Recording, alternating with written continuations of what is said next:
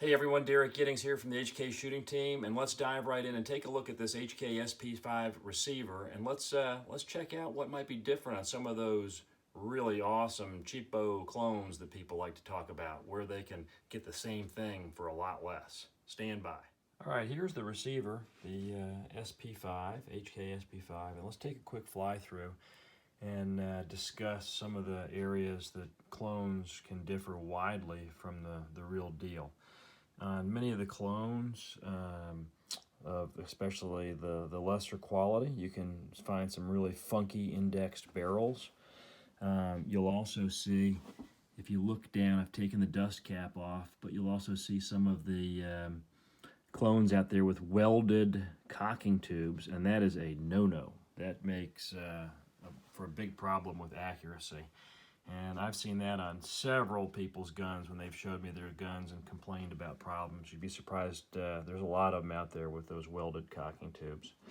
While we're on the cocking tube, on the SP5, obviously, you know, everything from the factory you're getting is perfect, but you can see some improper indexings of the cocking tube, meaning these aren't at the proper angles. You can see some incorrect lengths that lead to other issues in the gun. While we're here on this end, of course, when you buy a factory gun and when you buy a gun from some of the more notable high-end clone manufacturers, at least you're going to get a barrel that has the proper, that's set to give you the proper bolt gap. Again, when you start to skimp on price and quality, you can have a barrel that's not set to the proper depth. You can have the wrong bolt gap, and then that can lead to all kinds of problems. As we go further here through the HK SP5, anybody that's been around roller locks can appreciate how beautiful those mounting tabs are, and of course the sight base and the welding for the sight base. Huge area of problems for clones because, again, on the non-HK receivers, these are known to be out of spec. And again, what differentiates some of the few, I'd say there's probably four real high-end builders that I just love and adore, and they have found a way to get this right here over years and years of hard work. But this is a big area where when people say for their $1,000 they can have something as good as HK, well, no, because a lot of times there's where you got problems. You won't be able to put a mounting rail on there or anything. As we move further back, you'll see the new diopter sight that you already saw me install on the proper HK sight base. I won't spend a lot of time here. But the typical weld-met kits that are used for builds have the varying sight bases. They won't look like this.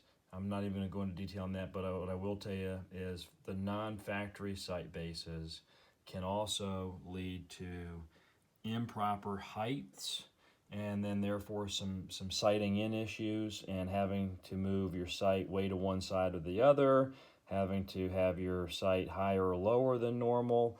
And then on top of that, a lot of the lower end builds, this gets back to the cocking tube and the sight, they're not lined up, they're not done properly, and you just never have your front sight in alignment with the rear without having to do some really extreme adjustments.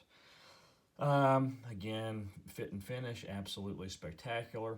Some other areas just to point out, on an HK receiver, these little tabs right here for the trigger pack attachment and the shelf. Again, the good clone builders have figured out on their receivers how to get it right into spec so you don't run into a lot of the problems that this mistake can cause. But again, on a lot of the cheapos, where people say for cheapo they get the same thing, they don't, and they're going to have problems. You're also going to get a properly indexed paddle mag without excessive wobble. Another thing on a real receiver, if you notice the nice clean lines there around the mag release, you don't see big gaps and irregularities from some of the non-HK machining on the clone receivers. The beautiful lettering there for the caliber markings, the proper sling attachment, the weld met there. Beautiful welds. As we get into the mag well, I want you to notice the perfect shape of the mag well, which you don't get on all the cheapos. And I want you to look at this beautiful welding, and it's perfectly straight. Welding's not easy, folks, and when you find people that can weld well, you got to appreciate their craftsmanship and them as being an artisan. So just a quick flyover of some of the things that really separate the real deal from some of the El Cheapos. And again, a shout out to what I'll call still that exists today, the big four in my mind. Just some phenomenal artisans that without them keeping roller locks and mp5 alive through all the years, we may never have seen this today because there may have been no interest. And without some of these folks that have kept it alive and relevant through the years, again, this may not have ever been here. So you guys know who you are. I love you. And but again, just a differentiator here between the real deal and some of the real lower El Cheapos.